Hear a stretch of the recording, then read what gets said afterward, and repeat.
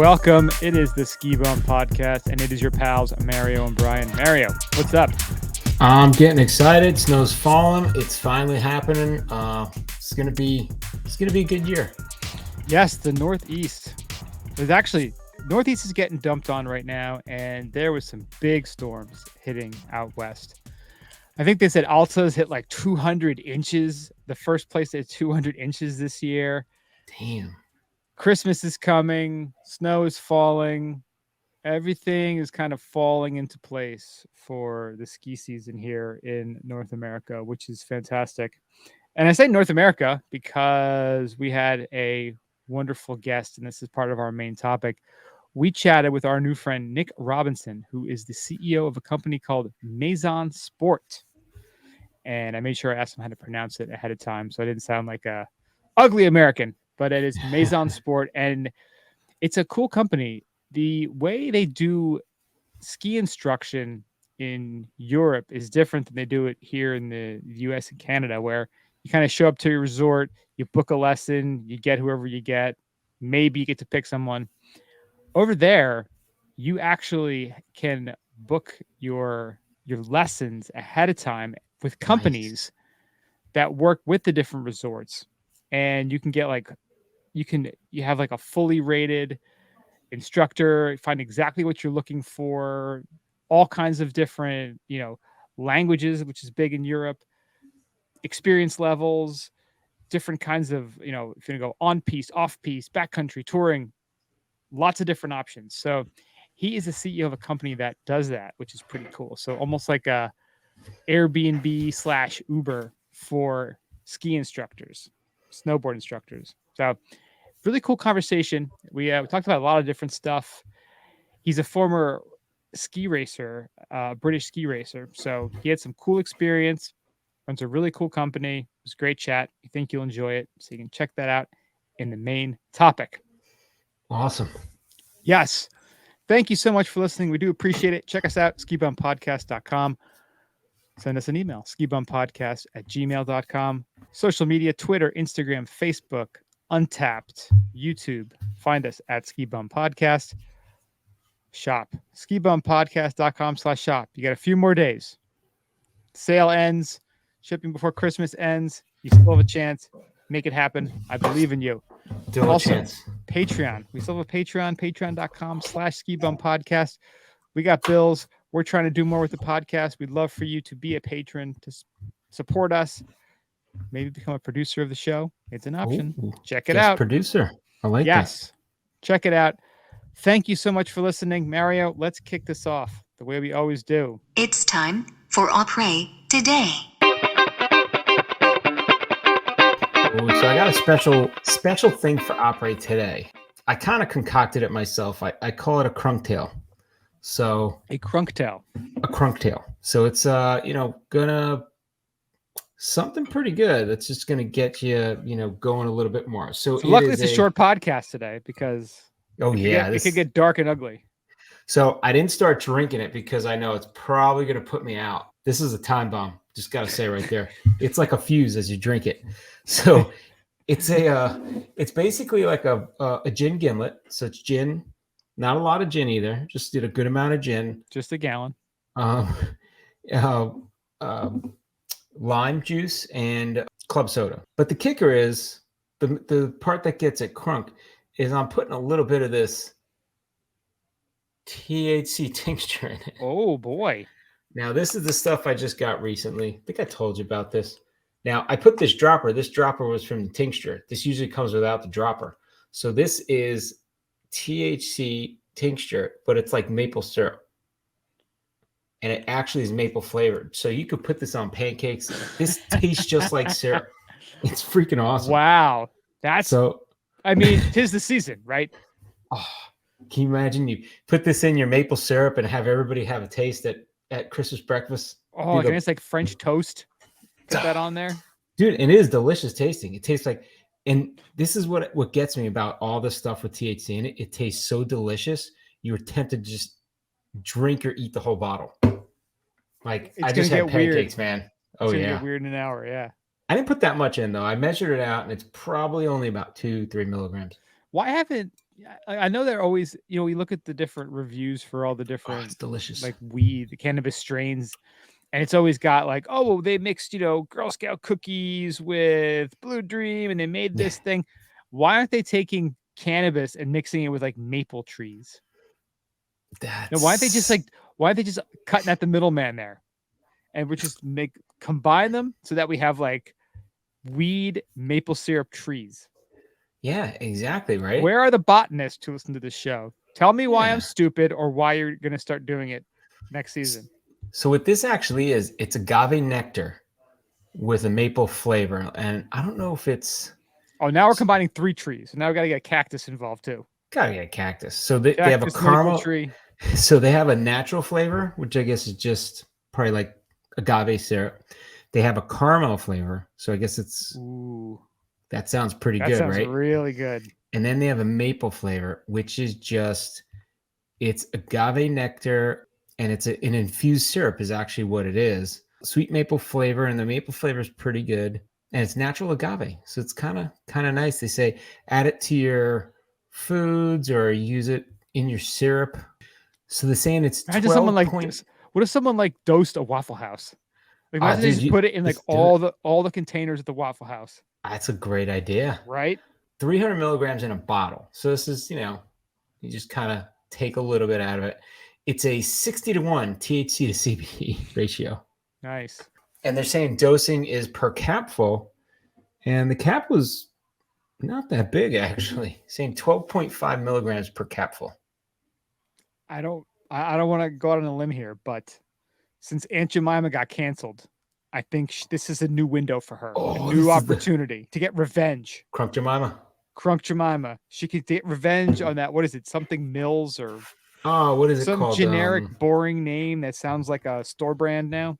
Sounds like another racist mill. I don't know. Yeah. I want Aunt Jemima to get her revenge.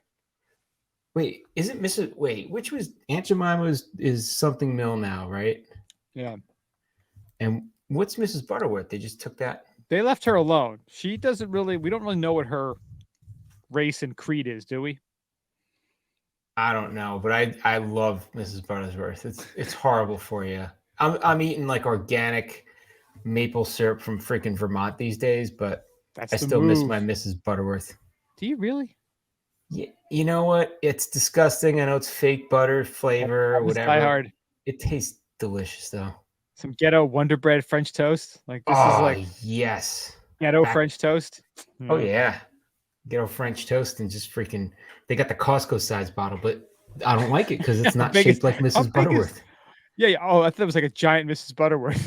That would be great, right? Be like a life-size Mrs. Butterworth. Like a lawn jockey. Like, you can't. What am I doing with this? I can't put this anywhere. This is the recycling. This is my recycling. No, it's not a lawn jockey, I swear. Looks like a little person freaking full of syrup. It's great.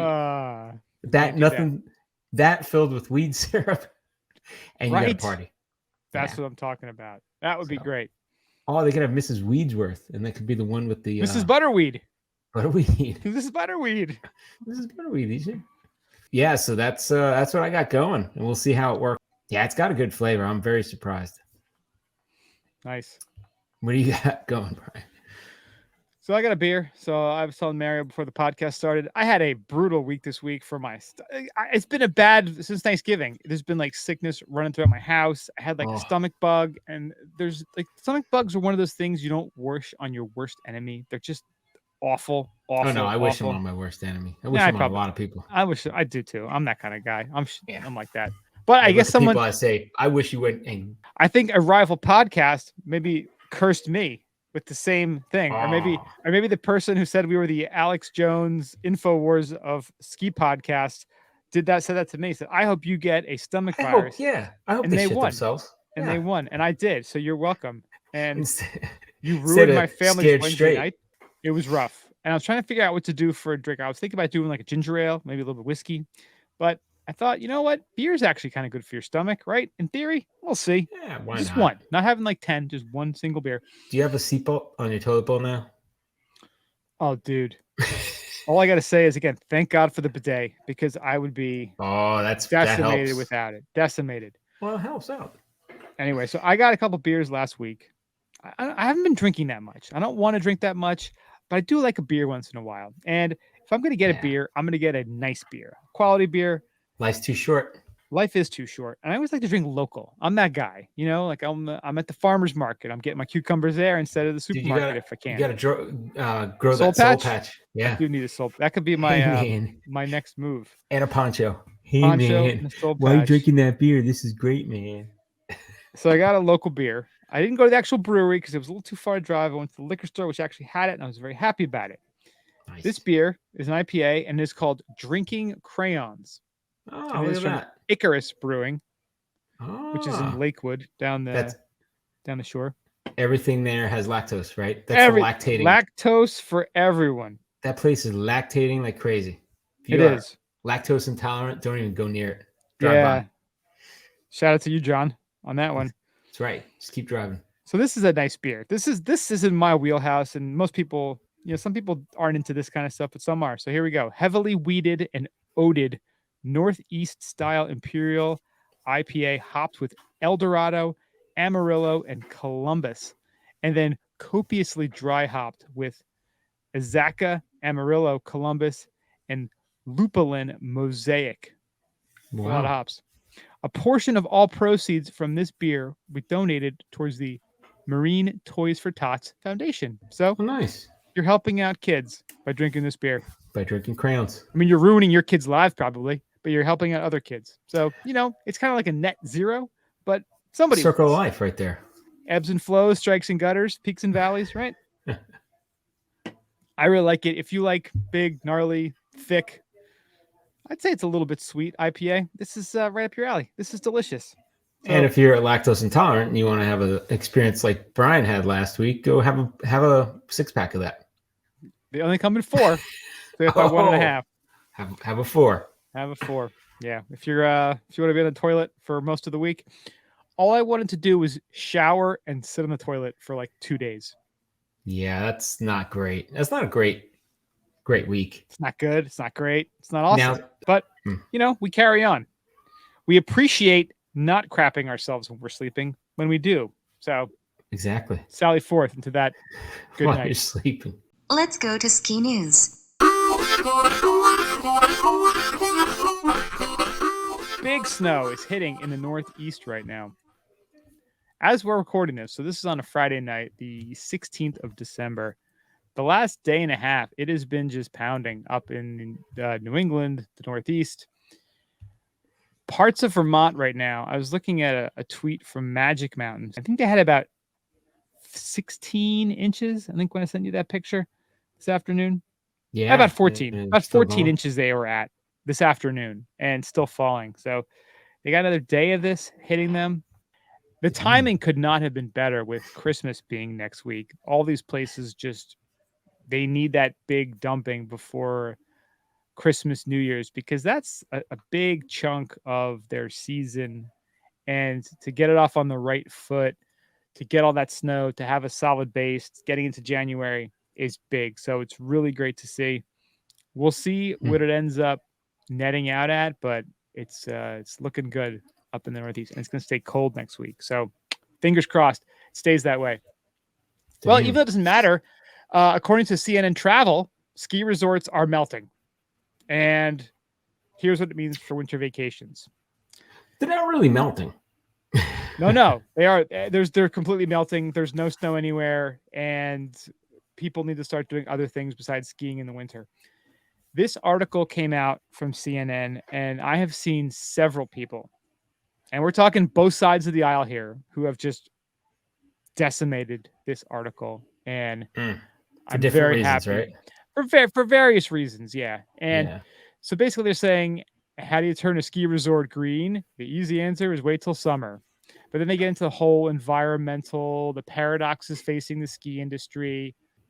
You can close a ski resort, right?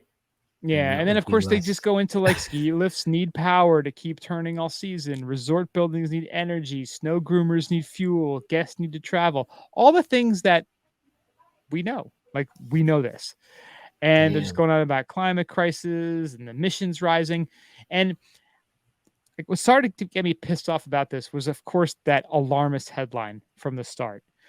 And the thing is, it's such a cherry-picked kind of agenda-driven article. They could have wrote this article about anything. They could have written it about NASCAR or CNN or Netflix. This lame narrative of this uses so much energy. There's so much that goes into this. You know what else? Hospitals need a lot of energy. Grocery stores need a lot of energy. The way that they just try to vilify something, because I guarantee you that person lives in like a 500 square foot apartment and has never ski or snowboarded and hates the winter and is just trying to have this like, yeah, skiing industry is going, everything is going to melt and there's going to be no snow. Yeah. It's lazy, pathetic propaganda journalism is what it is. And there's just so much of this bullshit that's out there right now that everyone's just trying to like it. I heard a great quote. They said, people, they're not journalists, they're stenographers for the regime. And this is a perfect example of that sort of journalism. Oh, yeah. It's weak. It's lazy. The other part of this that pisses me off is they start promoting like, oh, yeah, they're turning, the mountains very green and they're doing environmentally friendly stuff. And I'm like, they're doing it so they can keep profiting and protect their own industry. Like, I understand they're doing it for the environment, but the environment is their industry. So if you can't turn a profit, like this isn't socialism here. Like this is still a capitalist society for the most part. And yeah, if your business can't sustain a profit, then it won't work. So if keeping the resort open, and I don't really necessarily believe the resort should close, but in theory, if the resorts were hurting the environment and producing this drain on the environment, which is why they have to now offset it, then they could just close the resort and help the environment too, but that's not profitable. So that wouldn't happen. Right. So it's feeding itself kind of thing and the industry. And so it's just kind of, I don't know. Maybe you don't have to have lifts. People can hike up and ski. How about that? Yeah. And the thing that, and one of the things that again, talked about all the energy and the lifts and the groomers and the fuel. If you look at human advancement over time, you will always see that as life got better for humans, more energy has always been consumed, because that means there's less people in poverty. There's more people who are employed. Economies of scale are reached with different kinds of industries. So much of what's great and beneficial to us as a human society is through increased energy usage. And now all of a sudden, the last couple of years, using energy is bad. That's a very slippery slope that we're playing with right there when we say stuff like that. Because here in America, not everyone, but the majority of people are trying to do their best. They're not trying to be wasteful. You look at something like China, where they just keep increasing their CO2 and their coal. You don't see these people writing these articles, going over to Xi and getting in his face and tell him to turn off his coal plants. No, it's easy to make some blanket nonsense article like this and sit in your hovel in Brooklyn and think you're so smart. It's not real activism. It's like lazy activism. Yeah, it's the easy kind of, and that's just it. If you look at energy consumption in the U.S. at least, right? Consumption for energy they're weighing it, like, because we consume so much more per household that they're weighing it against the number of people, because we can't we keep growing as a population, and the consumption, it's all about consumption, right? So it's the whole Starbucks thing that pisses me off, right? Like, people say, oh, I like Starbucks because they have recyclable cups, that you get your coffee. Well, if you use 10 of them a day, that's not great for the environment. Even though they're readily recyclable, you should have your own mug that you carry around and, use less. That's kind of the idea, is less consumption plus recycling is the way that's going to lead you down that road. But if you look at consumption of electricity, it's just going up and up. And it's just like, well, at what point is it going to be unsustainable? Right. So, while they're pushing consumption down, they're also doing it so that we have enough consumption per household or per person because we're using so much more on power, Yeah. right? But nobody wants to give up their, I got three TVs going right now. I got lights. Huh. I got, my phone's charging. In the other room, there's a TV. I got lights on. Like, yeah, I use LED bulbs and that's great, but I'm still using it. It's not like I'm cutting back on how much I use. It's that same idea. So, But as a ski resort too, though, like they are dependent on they would not want to use so much energy that what they were doing was causing the environment to heat up what fell into their control area. Like if they right. knew that they were using so much that in their general area things were heating up, they would not want that. So obviously, and again, they are a business, so they're trying to turn a profit. So they're not trying to use so much that it cuts into their profit margin. So Yeah. so it's the ski industry is already in a tricky spot to make this work, and to have someone from the outside kind of come in and like point their fingers and cherry pick and talk about how what they're doing is wrong, and the environment, they're destroying the environment, to me just seems crazy. So it's funny. I'm looking at environmental. I'm sorry, Energy Information Administration for the U.S. government and or U.S. and what is it? U.S. Energy Information Administration, and they have a chart here, and they show year over year for last. It goes back to 2012, and they show the consumption. Right, so residential has gone up and up and up. Then it went down in 2017 sharply, and then back up. Commercial is kind of steadily, probably pretty steady. Industrial is the one that is kind of creeping up. And all in all, out of all the sectors, and transportation is one of them, transportation has been going down. The last 2 years has been lower than 2012, right? Transportation is the only one that's gone down. And overall sectors, it's gone up and up and up every year. So it's pretty interesting to see, so transportation, while people bag on, cars and I guess that's probably mass transportation, they've changed, they've moved the needle on that, but industrial, commercial, and residential are going up still, Yeah. Well, I think too, part of it is, since COVID and lockdowns, a lot less people are commuting too, because they have the ability Yeah. to work from home. So less cars on the road, less people needing to to transport. Yeah. I just, Even again, like public transportation, a lot of them went to natural gas and some of them are going to other alternative energy. more trains are electric. Yeah. Yeah. And again, these whole things, like there's no solution to this. Like that's the thing. There's Thomas Sewell quote, there are no solutions, only trade-offs. And yeah. maybe what do we do? We just turn the whole ski, snowboard, outside snow industry, just turn it off. But it's also Like, a is that population the issue, solution? right? We're going to have to cope with the fact that we have a growing population. We're trying to feed so many people on the planet, right? So that's another thing that feeds in. So while people say, well, the environment's effed up, well, it's also going to F up our whole food supply too at some point. Roll the dice. Go skiing. Go skiing. Go skiing and everything is good. You'll be fine. Well, fresh air takes care of all that stuff, right? That's right. So talking about fresh air, taking care of all that stuff, how about 300 skiing Santas, a Grinch, and a tree? All skiing, all in Maine. Let's see. Bunch of Santa lookalikes took to the slopes and spread some seasonal cheer this past Sunday. 300 jolly old elves dressed in red dashed together down a mountain with white beards and Santa hats flapping in the breeze at Sunday River Ski Resort in Maine. So if you were there and you saw this and you have pictures, let us know. Hit us up on DM us on Instagram or something, and we'll take a look because I'd love to see these pictures. Yeah, For some reason, I funny, love when people dress up like that.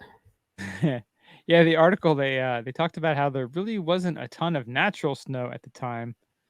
They had to crank out the snowmaking to get it up and to get it sustainable for that run. Unfortunately, good thing is from that big storm we talked about, they should be getting about a foot plus in Sunday River in Maine. So, damn. Nice. Snow is coming up there. Maybe Santa brought the snow. I Having bet the you they event. all.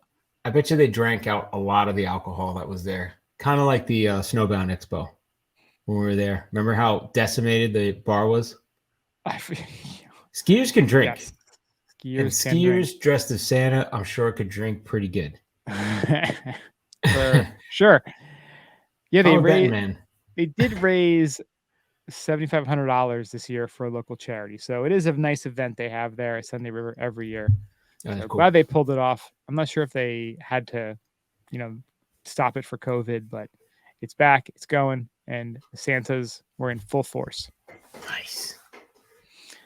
And we have one final story. This one's kind of an unfortunate one. National Guard airman dies snowboarding at American Dream Mall Big Snow. Damn. Yeah, this happened last week. So a man who has served with the Air National Guard since 2020 died from injuries he suffered last week while snowboarding at American Dream Mall's Big Snow indoor slope, his family told Newsday. Airman First Class Peter R. Matthews of the Maryland Air National Guard was with his sister at the indoor ski slope in East Rutherford last week when he fell while snowboarding.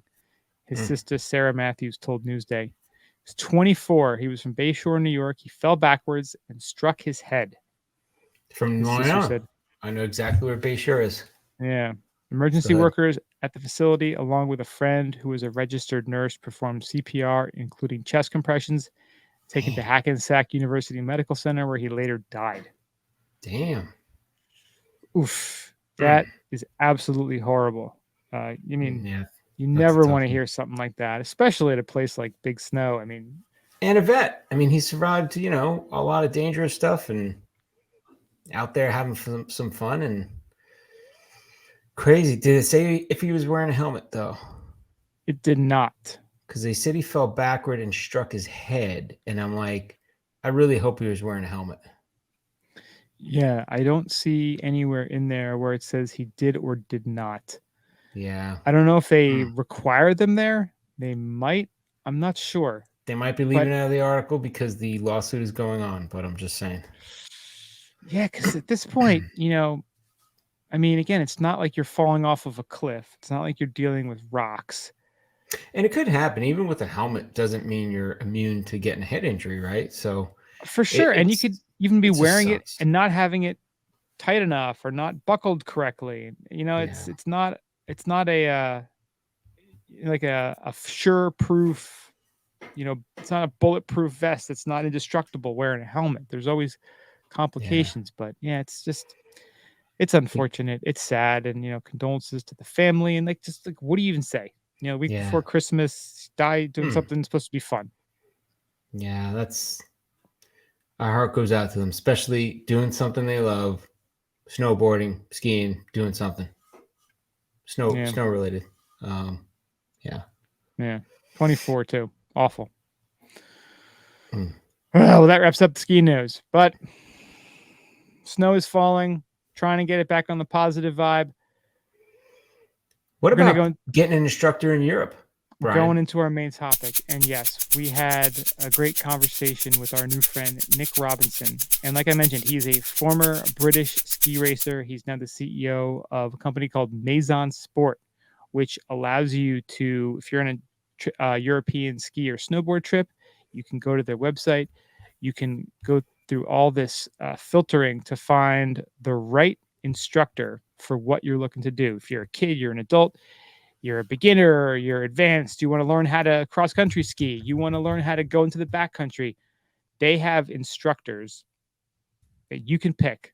You can customize your instructor based on that criteria and have the exact experience that you want. They're all rated. They all get paid very well, so they're going to do a great job. Nice. Not saying that people at regular resorts here in the States don't do a great job, but this model is very different than what we're used to over here. And after talking to Nick about it, it's something that could be very interesting if they were to ever open that up here. We had a little off the record conversation too that I can't really talk about, but I heard about how much money certain giant conglomerates make in their lessons, and it is a spicy meatball. But It could be a good proposition for every mountain if you think about what they have to support with it too, right? yeah, I mean, think how many people book, the Christmas week. How many people are booking lessons for their kids or for their girlfriends, wives, just getting into the sport? A Yeah. lot of lessons. But imagine getting the right person for you based on what you're looking to do. That's what they specialize in. Got a really cool product. You get a little inside look at what things are like over there in the Alps over in Europe. So here's our interview with Nick. We think you'll enjoy it. Check it out. And we have a very special guest this week coming from across the pond over in Edinburgh right now, but soon to be on the slopes in the Alps. We have Nick Robinson, who is the CEO of Maison Sport, which is a very interesting product where you can, and if I get this wrong, please correct me, you can actually select independent instructors, ski, snowboard, cross-country touring, for your trips to your favorite mountains now in the Alps. So, Nick, welcome and thank you for joining us. Hi, Brian. Thanks for having me on. Yeah, cool. I think that was a good introduction. I think you just about nailed it on the head. Yeah, we essentially sell ski or snowboard lessons pretty much any resort across Europe. And you do that by like you just said, you can search for a resort across a certain date and find an independent instructor that suits your needs. I think for all those US listeners, you'll probably realize that sort of model isn't really possible over in the US, but here in Europe, that it's a bit more open, and yeah, you have the ability to do that all within the law.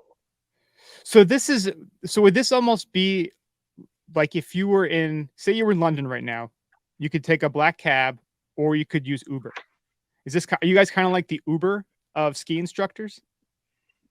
So the Uber of ski instructors would be the case if we probably set the price, and we kind of had a few more stringent bits. We let these guys they're like truly independent. They set their own pricing, they set their own availability, they completely run their own accounts. So it's probably more of a blend between Uber and Airbnb, I would say. But we do, it's still regulated over here, and you have to have the right qualifications, and we do all that also. We make sure all the instructors are verified on the platform, and we have a great customer success and instructor community team to kind of make sure that the booking process goes really, really smoothly. So that's really, again, as someone in the US, you pretty much just go to a resort, you sign up, and they just hand you somebody. So this concept of being able to kind of select your own instructor is fascinating. How did this product come about? Like, was there a specific moment where were you frustrated? Did you see a need in the market? Like, how did you decide that you were going to move forward with this product? Okay, this is probably quite a long story. Beautiful. But we can condense it down if we need. So I'd been working in the city in Geneva, but in finance for a number of years, and I was a ski instructor in a previous life, and kind of was looking from outside the industry back into it, and kind of realizing that there was a lot of antiquation. So websites were really old and clunky, and there was no online booking. The whole sort of ski school world hadn't really moved forward with the times, and so I wanted to move back in, and saw an opportunity to kind of go in there and create, just a normal traditional ski school. Again, in Europe, there's, in any given resort, there's a large number of ski schools that operate. So we wanted to come in and set up a new school, but really bring it into the 21st century, have online booking, really great customer services, like a nice brand, that type of thing. And then we ended up going into business with my brother, Ollie, and a friend of ours, Aaron. And we ended up taking over an existing ski school, which was owned by my girlfriend's aunt and uncle. And it was actually one of the first ski schools in the Alps. So it was set up in 1991. Sorry, one of the first. That why you started dating her? Ski schools. No. Okay. It was actually just overheard in the living room. It was her mum was actually there, and she said, "Oh, Auntie Sue's thinking of selling her ski school," and my ears kind of pricked up, and I was like, "Wait a minute, I'm going to call Auntie Sue."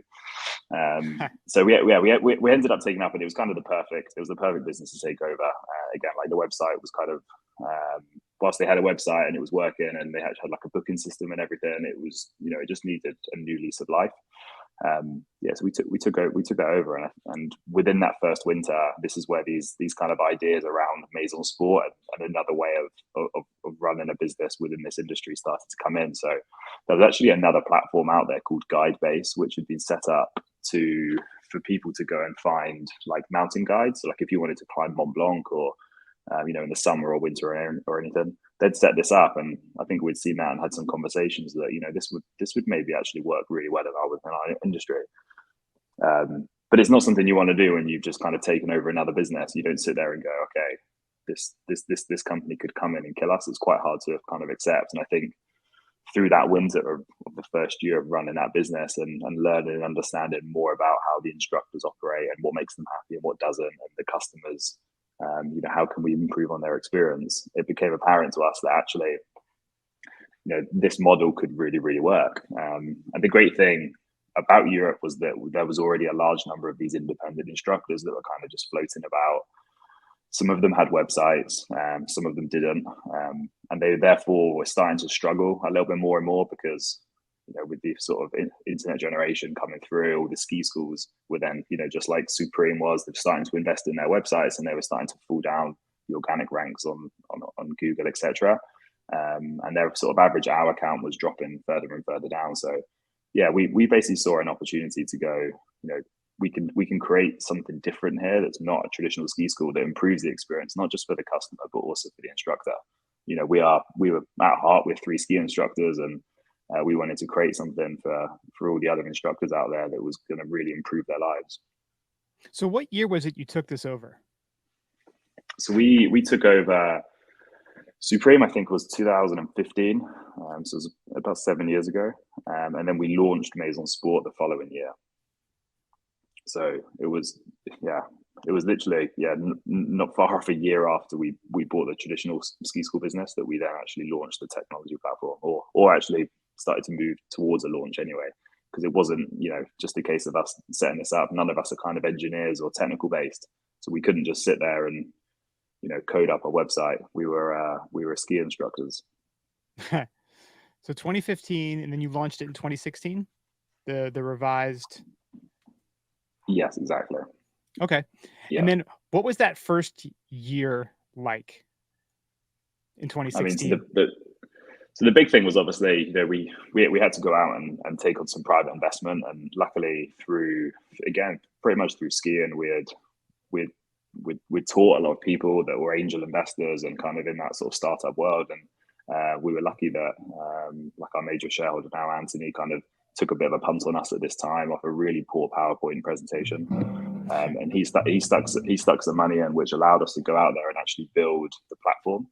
And like our goal really for that first winter was, let's go out, launch it, and try and get a bunch of ski instructors signed up. So thankfully we launched, we got like all of our mates in like the resorts near us in Courchevel and Maribel in France to come on and sign up. So the numbers picked up pretty quickly. And then the real downer was about a month later, where we started trying to market to get customers to come on. We realized that, we have a 2-sided marketplace here, and a customer came on, they messaged an instructor, made their first booking, and we were like, popping champagne corks and like celebration. And then the instructor just canceled the booking because they hadn't updated their availability. And this like started a journey for the next short while where we realized that, just making the platform, signing up instructors and finding the customers wasn't enough. We had to kind of curate this whole experience and make sure that, the instructors that are on there knew how to use the service and were keeping their calendars up to date and all this type of thing. So it was a rocky road from probably there on in, but that first winter ultimately was super successful. We signed up 100, 150 instructors, and I think we took around 100,000 euros of bookings. I think myself, Ollie, and Aaron probably taught about 60,000 euros of those. So we were listed on the site as well. But it was a success for sure, and it enabled us to kind of move on and take it forward. Wow, that's actually great. So I see what you're saying about having there's the 2 sides to it. There's the instructor side and the customer side. Obviously, that was a big issue where your first order, where the instructor canceled on that. If you're a customer, how do you start this process to In make terms of the booking process, to Yes. make a booking, okay. So you'd come on, you land on, like, it's predominantly still like web-based. So most people are only booking ski lessons maybe once or twice a year. So it's not necessarily something that we felt you needed an app for, like originally. We will have an app actually very soon, but most of the bookings are done just via the web. So you land on the homepage. You choose your resort. So you've probably already booked your holiday if you're looking for lessons. So let's say you're going to Morzine in France, is where I'm heading on Monday. So you select your resort, you enter your dates that you're going away. Let's just say you're going away for New Year week. And then you choose what type of lesson you're like. You're a ski lesson, you're on a snowboard lesson, you want to go off-piste. You click search, and then you're delivered a search results page. And on that page, you have all the instructors that are available for those dates. And then from that, you can click on, you can look at the reviews, you can read their biography. Some of them have videos. They all have different pricing, so you check what your budget is. You can see their live time slots. So some of them might run 2-hour lessons every morning, or they might offer full days. There's a real sort of variety, and so that gives you the ability to then go on there and really tailor it to what you want to do that week. So you have it's not just skiing, advanced, medium, or intermediate, beginner, snowboarding, advanced. I mean, you can really drill down. You can get anything, yeah. Very specific. Exactly, and then from there, if you have a question for the instructor, you can message them directly through the platform, and if you don't, you can just select the time slot you want to book, enter your card details, book, pay. It's all confirmed. And, 3 weeks later or 2 months later, whenever it might be, you've obviously continued to communicate through the platform to make those final arrangements, like where do you want to meet, if it's at your hotel or on the slope or wherever it might be. And then once the lesson's done, the customer is then invited to leave a review. This is one of the things that really surprised us. We have an insanely high review rate. So like almost 70% of our lessons are reviewed by customers. So that was kind of a dream, that the instructors that did a poor job would kind of get, shine a light on them. And also then the ones that are rewarded. So some instructors have like a 99% review rate, which is insane. So they're obviously doing a really, really good job. And that was another point, actually, one of the first lessons that I remember taking on Maison Sport. Had never really dawned on me that feeling of turning up to meet a client, and then you kind of know that you're going to get reviewed at the end of it. And I know you, as an instructor or in any service job, you want to go out there and do your best. But I think when you know that someone's going to be like judging you at the end of the lesson, it just ensures that you go the extra mile. So I think that's definitely the case here. Yeah. So then, what is the process to join if you're an instructor?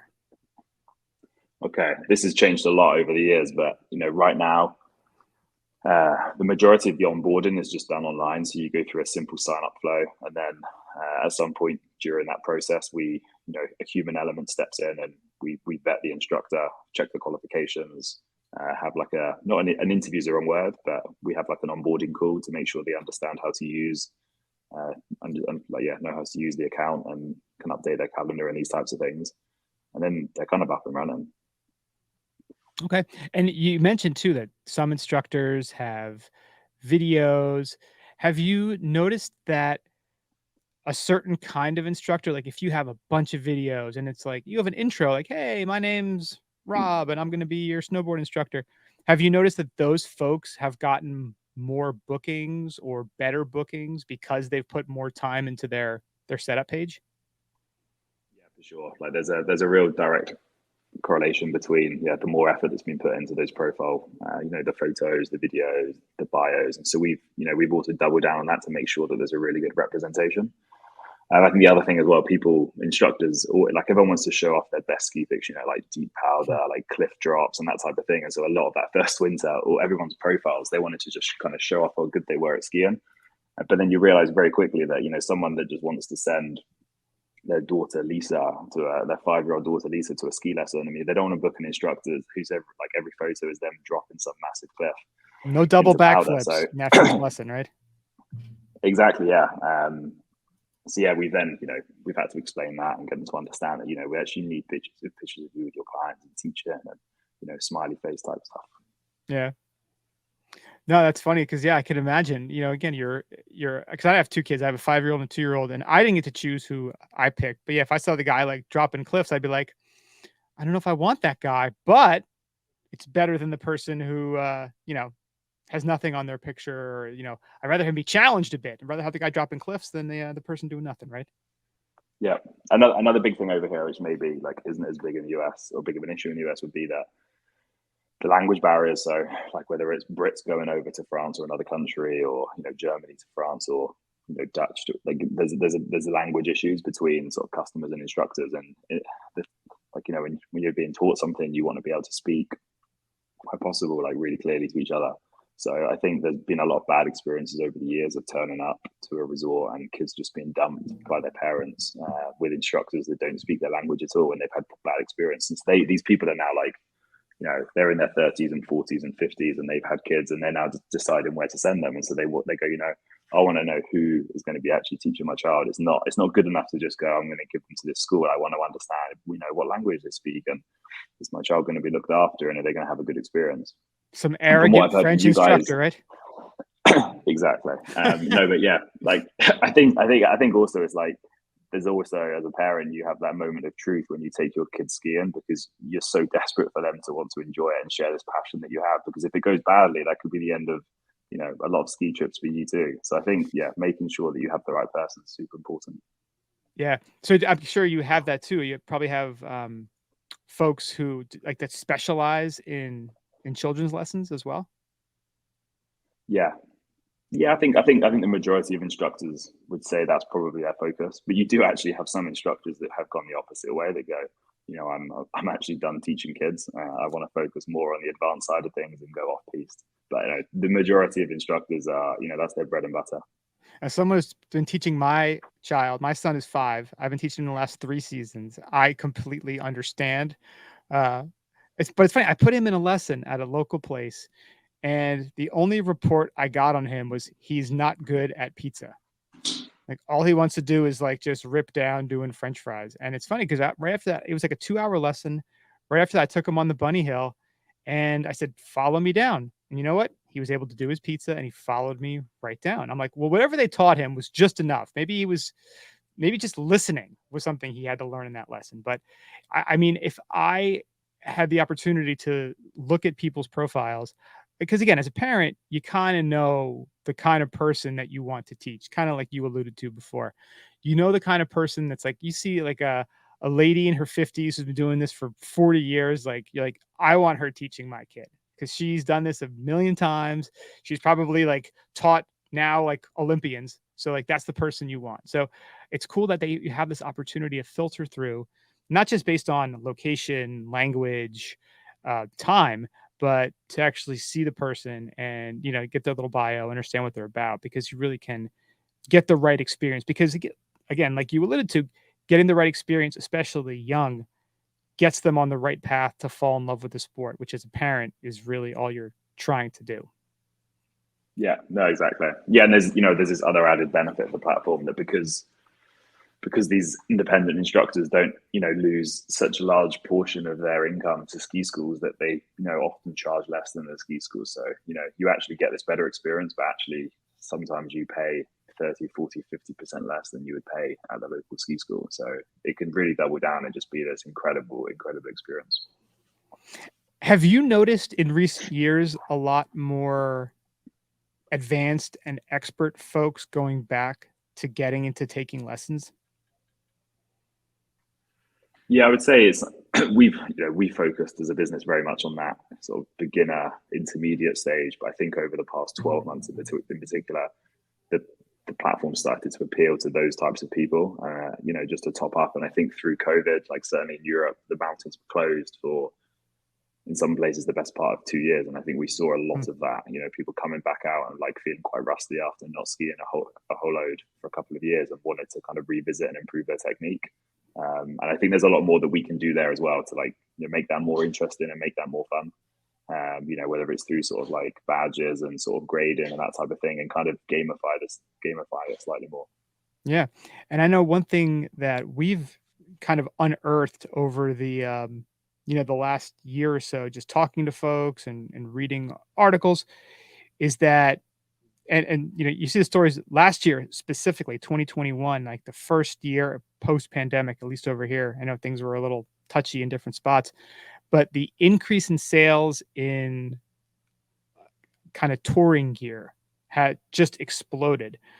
And also cross country skiing. I think they said cross country skiing is up 40 some percent their sales. So people are just like, I love the outdoors. I love the snow. Maybe I'm not comfortable going to a resort yet. I don't want to be around all those people, but I want to be out there in the snow. I saw that you guys have cross country skiing and ski touring as some options. Have you seen that sort of blowing up in the last couple of years?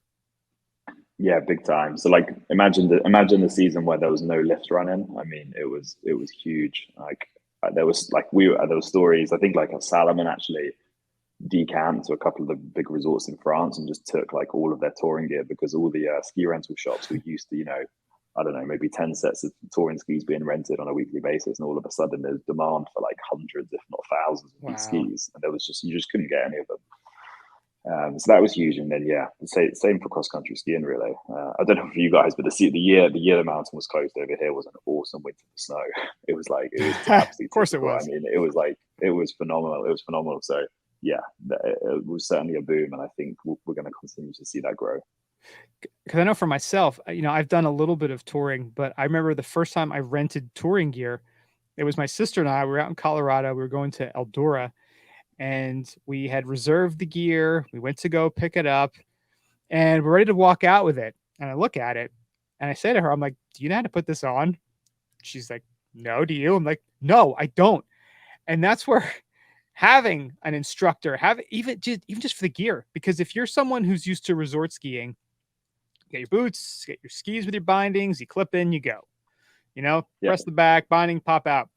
But there's definitely a little more nuance to touring gear. And cross country skis, you look at them, you're like, where's the rest of the ski? It's like this little tiny thing. Having that sort of hand holding, to have someone able to just give you, again, an hour lesson to do things right. That, again, just like for children, if you're a beginner at anything, you want to have the right experience early on to make sure you have the optimal time when you're out there. So I love that you guys offer that. And have you seen an increase in the number of instructors or the number of customers requesting that stuff? Yeah, definitely. Like already now, like a much larger percentage of our bookings coming through right now are for those exact types of things. So people probably went out, bought the touring gear, and then realized that actually this isn't just like a classic thing of just pick up and use it. There are like a lot of things to learn and nuances, and it makes it a whole lot more enjoyable if you actually know how to use that stuff properly. I mean, my first experience on a set of cross country skis was like a complete disaster. It was like classic, ex ski racer turns up, thinks he's gonna be able to go downhill on these things, and I think I went down the track, and it was like first turn, just went straight on basically. Straight on into the off piste, and yeah, it was a bit of a disaster. You ruined the track for everybody, right? Exactly. So let's hear a little bit about your history now. So you were a member of the British ski team. Because I guess the UK has an interesting ski dynamic because you guys don't have a lot of local mountains. I guess you have some in Scotland. You have a lot of your indoor ones now, but you're just a quick little puddle jump away from the Alps. So how did you get started in skiing, and what was your ski career like? So like a lot of other Brits, actually, I started on a dry ski slope, which for those of you that don't know is made of plastic Dendex. So they kind of comes in diamond form or like a plastic carpet. It's like tiny bristles, almost like a toothbrush.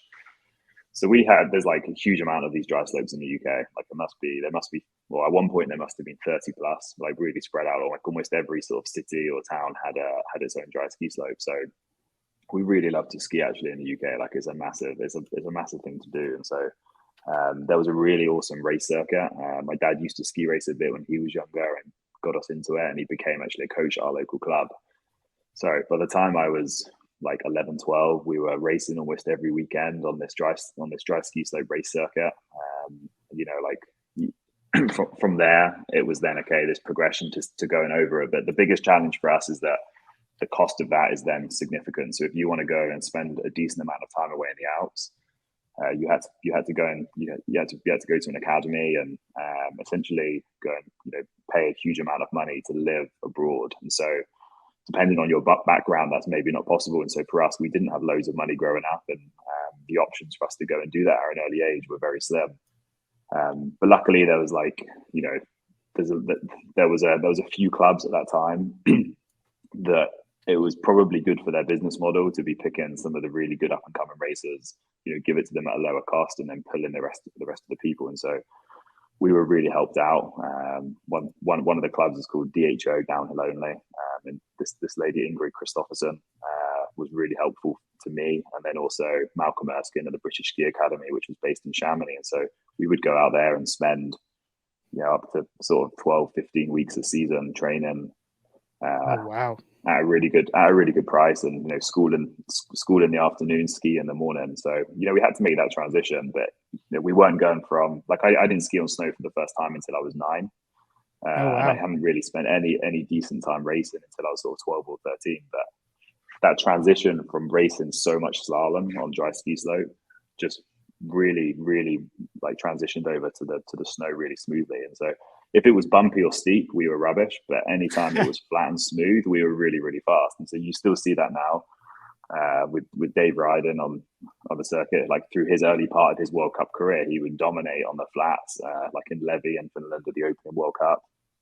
It's phenomenally fast. And then yeah, he's first Brit to win a World Cup race this year, right? Exactly. Yeah, exactly. So Dave's a few years older than me, but we were fierce competitors on the dry ski slope, and you know, he definitely just took everything that he had from the dry slope onto the snow. And I think, you know, when he was stood at the top, I think that first year that he podiumed at Kitzbühel, he was winning after the first run. But the guy has won so many. He's probably won more races than the majority of people that ski on World Cup. They might have been, you know, on small dry ski slopes in the UK, but I think it teaches you something about winning and the pressure that used to come with it, because, you know, the pressure that he would have put on himself to win those big dry ski slope races would have been enormous. So when it came down to it, I think that's had a big impact on him.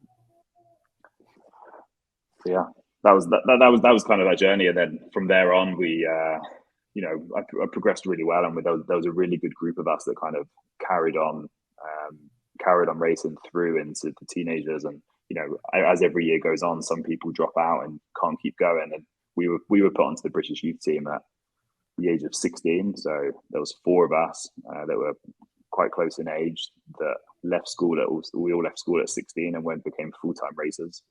So we were away for 9 months of the year. I think the first summer I got my like high school results, probably the equivalent. And that same day we were on a flight to Chile to spend the next sort of 7 weeks training over the summer. Wow. And then kind of just progressed on from that. So we had the most awesome time. From the age of sort of 12 or 13, I was away for most of the winter without the parents there, just with, you know, my best friends, just traveling around racing. It was a pretty cool childhood, to be honest. That sounds awesome. That sounds absolutely incredible.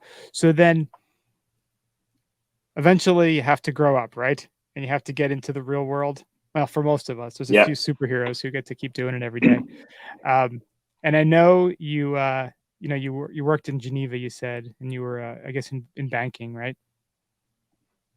Yeah. So that transition happened quite quickly for me. I performed really well through that age of like 16, 17.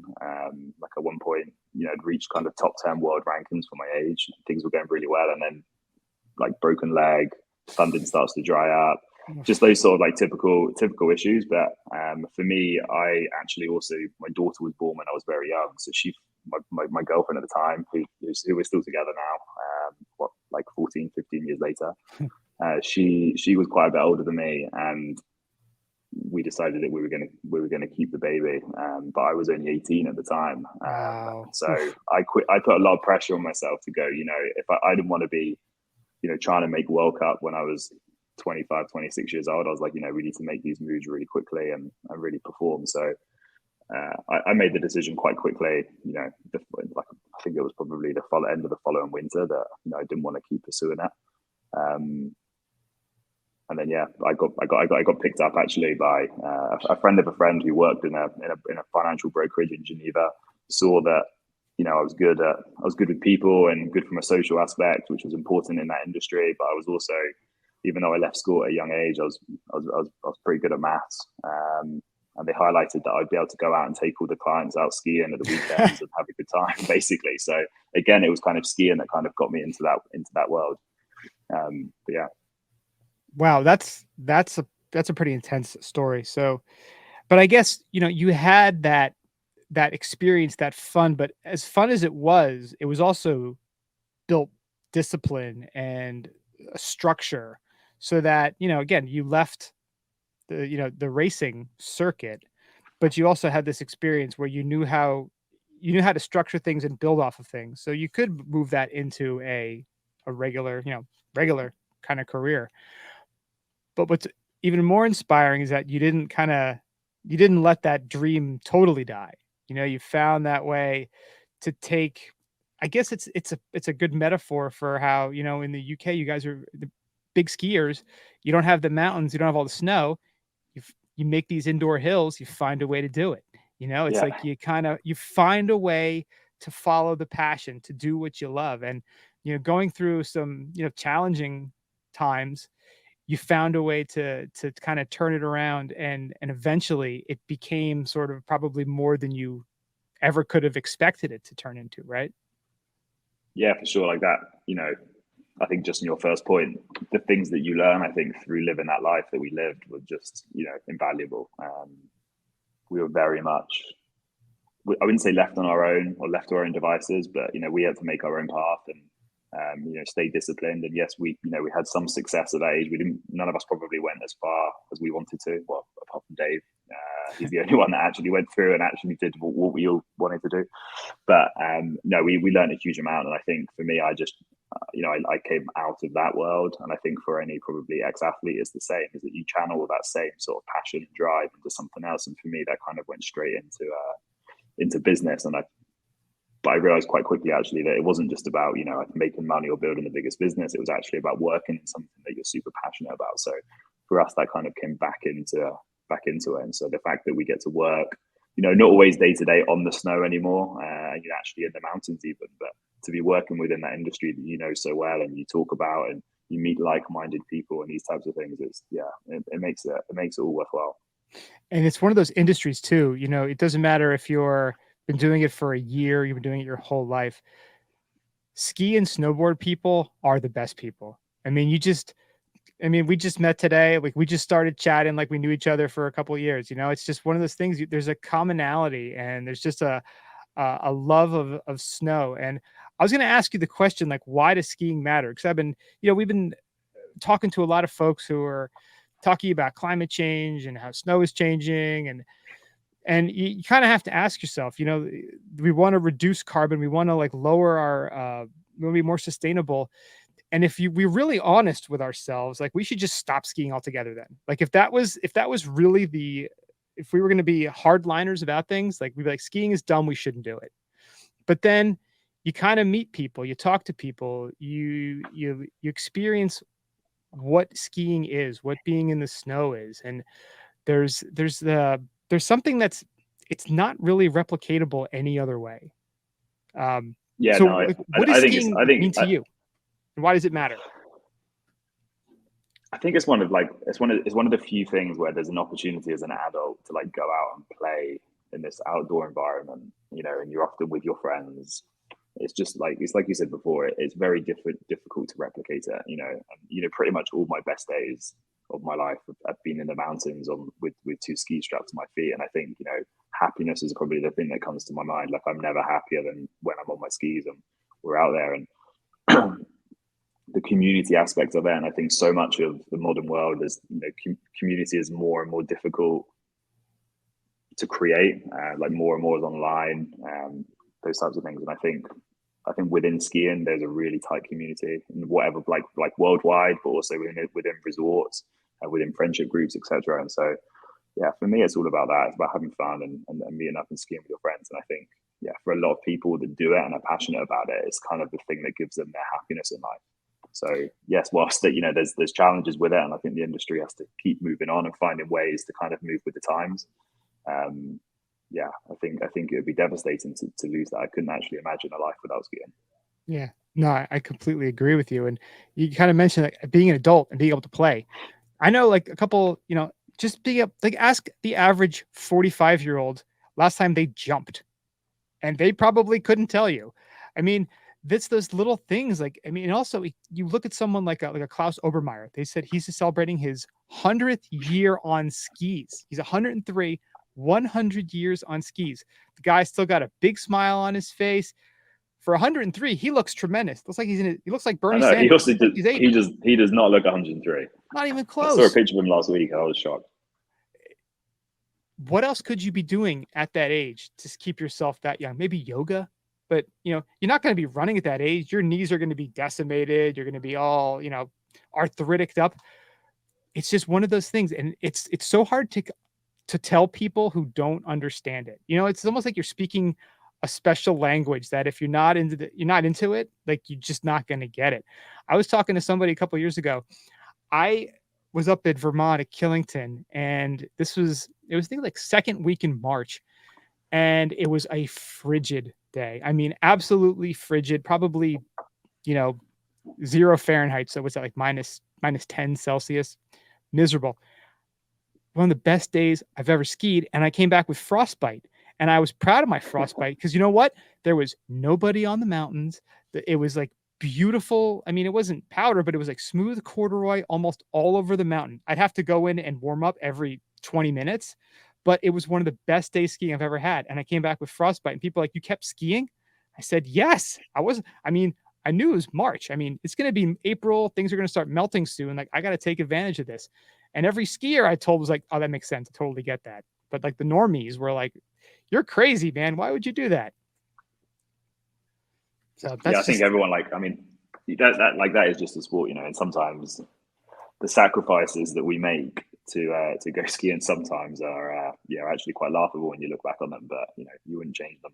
Everybody has one of those like traveling stories where it's like, oh, they lost my skis, or we got stuck driving for an extra 4 hours because the roads were closed. And it's like, those are like badges of honor for us, where other people just, it's something to complain about. I've got this story. We were, this is when I was on the British ski team. We were racing in Zagreb in Croatia. There's like a hill just out, like right by the city. Like you can see the city from the hill. And so there were two slalom races over the weekend. And I don't know what our coaches were thinking, but they decided it was a good idea that we would drive from there, basically 10 hours to a race on the other side of Switzerland. And it was like, an early start the next day. So we finished the race at like 1 o'clock, and we were straight in the vans, like back to the hotel, loaded up the vans with the stuff that wasn't in there, and on the road we went. And so when it got to late in the evening, we were sleeping in the vans. And at some point, I'd missed like the Bagsy not sleeping with the random Swiss guy. And so we got to the hotel. I woke up from being asleep and went into the reception, and my coach promptly told me that there wasn't enough rooms in the hotel, and so I would just have to share a room with this other Swiss racer. But not just share a room, just share a bed. So in we went. I basically went in, and there's just this guy just asleep in the room. I had to just get in there, go to sleep, and wake up the next day. I never actually saw him. I've never seen him in my life. I went to bed with my trousers on and my belt done up, and woke up the next day. Woke up the next day, and off we went and did a ski race. And for some reason, that was perfectly acceptable, just to sacrifice to get there and get up and go and do that ski race. I think I skied terribly and had a really bad day. But it's the things that you do to go ski. Imagine if you had the best day of your life that day. How would that have changed your rituals, right? Yeah. Oh yeah, exactly. So we've already done half an hour. We're still having a great conversation here. Where do you see Maison Sport going? Do you have plans for expansion? Like, what are your next steps? Yeah, we do. Yeah, no, we are super ambitious with the business and really driven, and we have this internal goal to be the world's biggest ski school, which I know is quite a statement. But go big or go home, right? Exactly. Yeah. There's some big schools out there, and we just ultimately want to just take this model as far as it can go, and also start offering kind of the traditional group lessons as well across Europe. So we're just going to keep pushing it and see where it goes. But I think it really improves. I think if you're really making a difference in really improving experiences, and which we are, then I think it can just keep going. I think it will keep growing and growing. So we've been very much running the business like a tech startup over the last 5 or 6 years, and this year will turn our first profit. And so there's kind of no congratulations. There's kind of no, thank you very much. There's no stopping the business really. So we're just going to keep pushing over the coming years. And there's other parts of the world that we would love to take this to, whether it's Japan or South America or any resort or area that allows this model within their sort of regulations and laws. Then we're going to take it there and try and offer the service.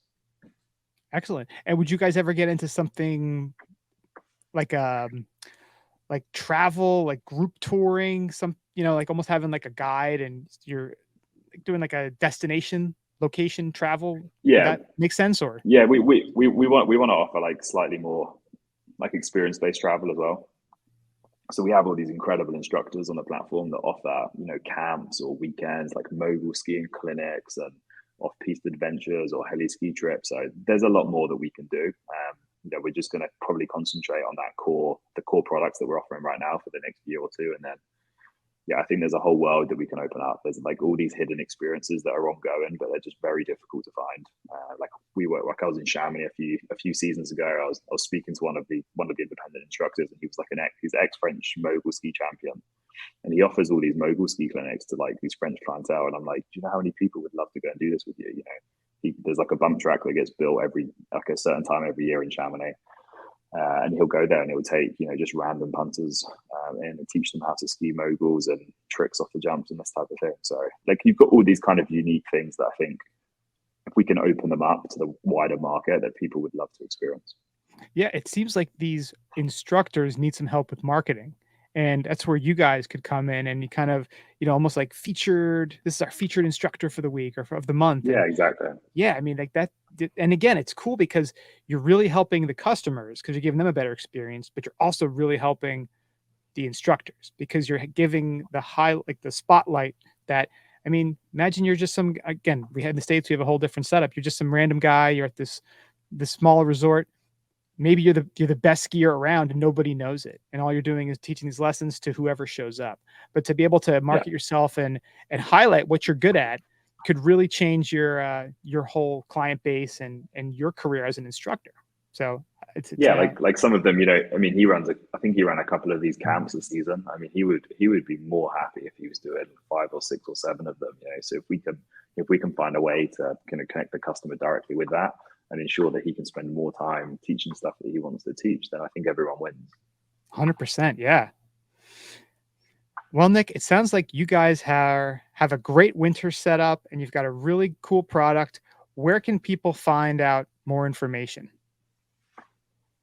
So you can head to maisonsport.com. So it's MAISON sport.com. You go straight onto the website and you should be able to find everything you need there. Go onto their Instagram and watch some of their, I saw one of you guys are flipping your ski and it's kind of doesn't go quite as well as actually my co-founder Aaron, he's one of the guys that we spent my life racing with. It was quite a good moment actually. They were out there filming for our new YouTube channel, so we're going to have like a load of sort of tips, clips and tricks sort of going up there over the coming weeks, so keep an eye out for that. But yeah, Aaron was like one of the instructors doing the demos, but it's safe to say that he's not very good at flipping his ski. As long as he's good at what are you doing, have him doing every day at the job. That's the important thing, right? Exactly. He's no Didier Couche. He looks after our money. Actually, he's actually our financial man. So let him focus on that. Well, Nick, thank you so much for your time. We really appreciate it, and have a safe trip, a great trip, and hopefully we'll talk to you again soon. Cool. Thanks so much, Brian. Thanks for having me on. My pleasure. Take care. Have a good winter. Bye-bye. You too. Thanks. Hope you enjoyed that. We'll have links and information in the show notes, so check it out at skibumpodcast.com. I'm excited that I would do that if I was in the Alps. Let's put it that way. Well, if you didn't have your Club Med trip, which I actually talked to him about after we were that's coming up. Yeah, you already have a guide like as part of your package, right? Yeah, if I didn't have that, that would be a good proposition because you could do something where you have different level skiers skiing together all day, getting the instruction, hanging out together. It'd be kind of cool. Just thinking. No, I love too. And I mentioned to him as well, when I first did a backcountry tour with my sister, I got the gear. And if we didn't ask the guy at the shop, how do we even use this? We wouldn't even know how to put the bindings in. You know, we would have wasted so much time just figuring that out. Been on our phones trying to look it up. But to have that's where you get all the gear. You'd be like, excuse me, how do I ski? How do I ski? Yes. How do I use this? You'd be like, you turn the beacon on. No. How do I use the skis? Yeah. That'd be funny. Yeah, but even having that person, if you're getting into a different aspect of the sport, say you're a snowboarder and you want to try split boarding, you could just try it on your own, or you can get someone to take you out there and learn the right way.